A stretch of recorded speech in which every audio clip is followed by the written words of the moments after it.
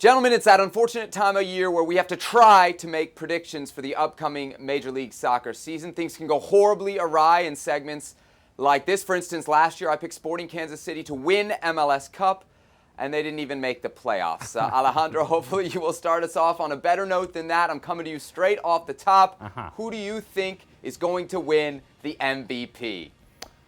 Well, this may be a biased choice and a predictable choice from me, but there is some reasoning behind it, and it's Josef Martinez. See, I think Atlanta United haven't been able to address some of the issues that they've had in terms of players departing Atlanta United, and there's a need in key areas for them. So if they're going to make any sort of run in the Eastern Conference, it's going to have to be because Josef Martinez is scoring a bunch of goals, which then leads, of course, to my second choice, and that would be leading goal scorer, Josef Martinez. He scores a bunch of goals, becomes the MVP. Yes, he's from Venezuela. Yes, I'm biased, and I don't care.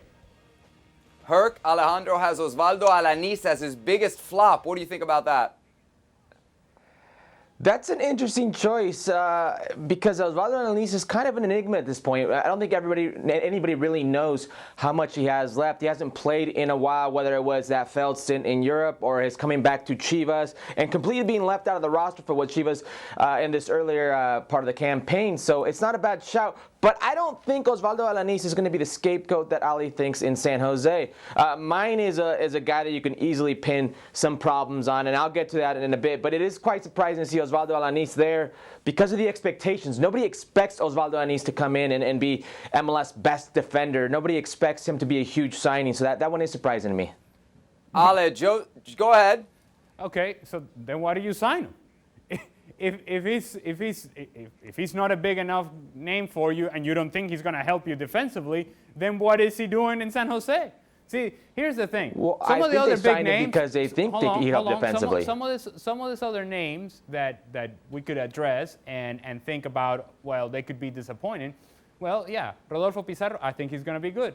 Chicharito, he's going to score quite a bit of goals. And so then you start looking up and down the line and you think, well, who really draws an interest in terms of being a flop? Because when we're asked to give you a flop, it's because somebody wants a big name so that they say, oh, they said he was going to flop. They said he was going to be failure. Well, I don't think there's going to be a failure from the big names that were brought into MLS this year, and so I had to go dig deep. And when I dug deep, I saw Osvaldo Alanis, and I saw a 30-year-old man who has lost some speed. Didn't have speed to lose, has lost some speed, and now even though he has an elegant left foot, it doesn't really matter because he's going to struggle with the pace of some of the strikers in this league.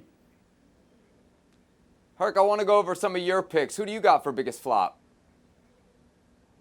I have Kenneth Vermeer. He's the goalkeeper for LAFC, and the reason is because it's much more easy to pin that scapegoat, pin that fault on the goalkeeper. And what we have seen from him, I wasn't too impressed in that León game. There were a couple shaky moments. And listen, I know Tyler Miller wasn't world class, but he was also a guy that posted numerous shutouts in those first 2 years for LAFC. Defensively, they were a solid team. I think he's going to struggle with what is Major League Soccer. I don't think he's probably as good at this stage of his career as his resume is, and because of the position, I think it'll be easily seen as more of a glaring miss for LAFC. So I went with the Dutchman for sure. Herc, I can't believe you have New York City over Atlanta as best in the East. How do you explain that one? I just think they're a better team at this point right now. You look from top to bottom, this is a well-oiled team. It's pretty much essentially the same team, different coach. You look at the playmakers they have up top. Eber could be in consideration for the Golden Boot race. Mitrita, a good playmaker. Trajuri Shroudy is always dependent. Maxi Morales, he's good for double-digit assists. This is a good defensive line that's played with each other. I just think they know each other, and they find ways to be consistently good. It doesn't matter if it was Vieira, if it was Dominic Torrent. This is a team just finds ways to be consistently good in the East, and I don't rate the East this season. It's going to be the same thing as last season. I rate the West more. For these reasons, I think they'll edge out Atlanta. Ale, is Herc onto something here? Is the West just way better than the East?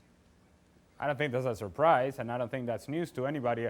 The reason the East, you can just kind of pick 3 or 4 teams that can actually win it is because it's wide open, and it really is wide open. And it's wide open not because every team is good, it's because every team has some real flaws to them and some real vulnerabilities. And so you look at the Eastern Conference and you start thinking, okay, where is the real strength of this conference? And you go back to last year and you say, well, maybe Toronto FC got hot late. Well, they're going to have to get hot late because, well, their captain, Michael Bradley, is going to be out for 4 months. And so there are reasons like that everywhere you look and everywhere you go in this conference and saying, well, this team can make a run.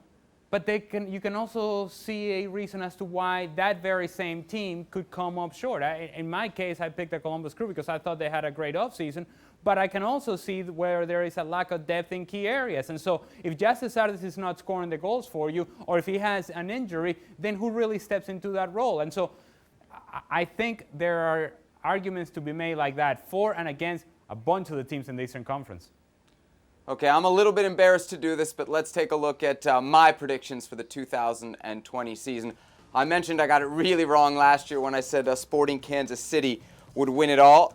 I also got it wrong the year before. I said Toronto FC would win it all. They didn't make the playoffs. DC United surprise team. As well. You know I had to get DC. Hey, if Ale was allowed to pick Columbus Crew and Josef Martinez, I can put in DC United for a second. All right, let's get to our picks. There are fundamental backings to those picks from Alejandro. Josef Martinez is easily one of the greatest strikers this league has ever seen, and the Columbus Crew have been incredibly advanced, or I should say, they're more better than they were last year in a lot of different facets, and I think Caleb Porter's going to put that stamp on the team. But you're just picking DC United because that's your team. That's correct. And since I organized this whole shebang, I get to do that. All right. Oh, wait a minute. You're the creator, the producer, the director, the guy with the opinions and the guy with the question. Why are we here, Herc? Let's go home. Exactly. I don't know what we're doing here, Ali. He could just do the show himself. Let me get one more question to you guys. Who's going to win it all? Ale, I'll start with you. Well, it's the year of destiny for LAFC. It cannot be anybody else, could it? I know you have strong ties with LAFC, Seb. I know that you're well-liked and well-appreciated in the hallways of LAFC. I can just tell you, get lost. Huh? Because LAFC is going to win it this year. Can I ask one question? Get lost, bro. Get lost. They didn't win many playoff games. They didn't win the Open Cup games last year. They didn't look good against Leon. Why is it going to be different this year if you're going to pick LAFC? Well, as it pertains to this show, even though it's your whole production, it's just because I want to know you. That's it. That's all. There's nothing else to it. There's nothing scientific. I just want to say get lost to you. That's all. Herc, who you got winning it all? Oh, that's brilliant. It's going to come as a shock to you guys, but I have the Seattle Sounders winning it all again this year. Listen, Ali, you know what this league is about, and it may have changed from what it was about earlier, but it's still the same thing. You have these teams that are just tournament teams. You've played in them. The Houstons of old, the New England Revolution of old. They just make playoffs, and they know what it's about. They're the tournament teams. I just think Seattle, Toronto, it's these types of themes. Now, MLS is a league where every year you can have one or two new franchises, but what it's always going to be the same is Toronto versus Seattle in the MLS Cup final.